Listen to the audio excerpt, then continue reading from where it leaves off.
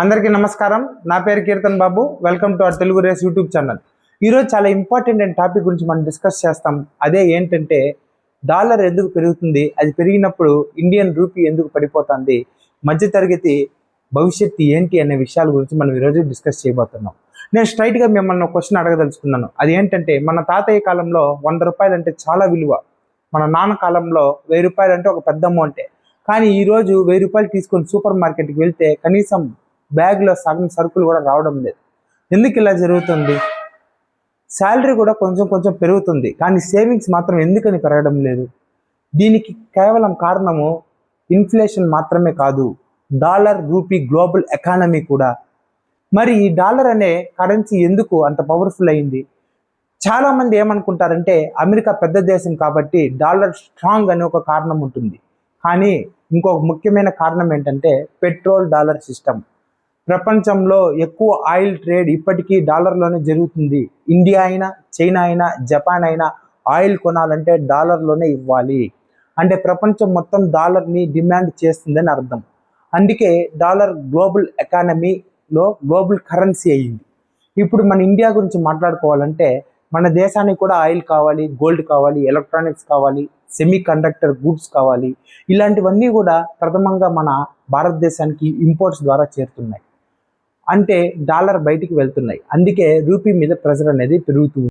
ఇక్కడ ఒక interesting point ఉంది. అదేంటంటే, మనం గోల్డ్ కొన్నప్పుడు కూడా రూపీకి ఇంపాక్ట్ పడుతుంది. ఎందుకంటే చాలా గోల్డ్ మనము బయట కంట్రీస్ నుంచి భారతదేశానికి ఇంపోర్ట్ చేయడం ద్వారా మన దగ్గర ఉన్న డాలర్స్ అనేది బయటకు వెళ్తున్నాయి.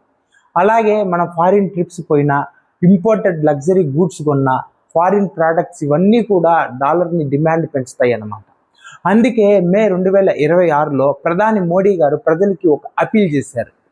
అవసరం లేనిదే గోల్డ్ పర్చేస్ తగ్గించండి, ఫారిన్ గూడ్స్ మీద ఆధారపడడం తగ్గించండి, లోకల్ ప్రోడక్ట్స్కి ప్రయారిటీ ఇవ్వండి అని ప్రధాని మోడీ గారు అన్నారు. ఇప్పుడు మరో పెద్ద విషయం ఏంటంటే, మనందరూ ఆల్రెడీ న్యూస్లో చూస్తున్నాం daily, Iran, US, Israel tension. Middle east ప్రపంచ ఆయిల్ సప్లైకి హార్ట్ లాంటిది. స్ట్రైట్ ఆఫ్ హార్మోజ్ అనే సీ రూట్ అక్కడ ఉంది. ఒకవేళ అక్కడ వార్ లేదా టెన్షన్ పెరిగితే ఆయిల్ ప్రైసెస్ కూడా పెరుగుతాయి. ఇండియా ఎక్కువ డాలర్ చెల్లించాల్సి వస్తుంది. దీంతో రూపీ మీద మళ్ళీ ప్రెషర్ ఆటోమేటిక్గా పెరుగుతుంది. ఈ మధ్య యుఎస్, ఇరాన్ 60 రోజుల సీజ్ ఫైర్ అగ్రిమెంట్ చేశారని ఆల్రెడీ న్యూస్లో వచ్చింది. అది ఎంతవరకు ఆ సీజ్ ఫైర్ అగ్రిమెంట్లో భాగంగా ఉంటుందో లేదో వేచి చూడాలి. ఇప్పుడు ఇంకొక క్వశ్చన్ ఏంటంటే, మనకు నిజంగా బిగ్గెస్ట్ ప్రాబ్లం డాలరేనా లేదా కాస్ట్ ఆఫ్ లివింగా?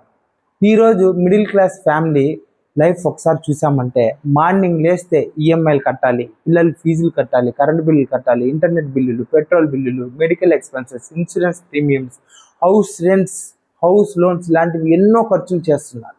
కొన్నిసార్లు మిడిల్ క్లాస్ వాళ్ళ జీవితంలో ఫెస్టివల్ వస్తే మొత్తం శాలరీ మొత్తం కూడా ఆ మంత్ ఎండింగ్కి ఖర్చు అయిపోయి సర్వైవల్ కోసం అప్పు చేయాల్సిన పరిస్థితి అనేది ఏర్పడుతుంది.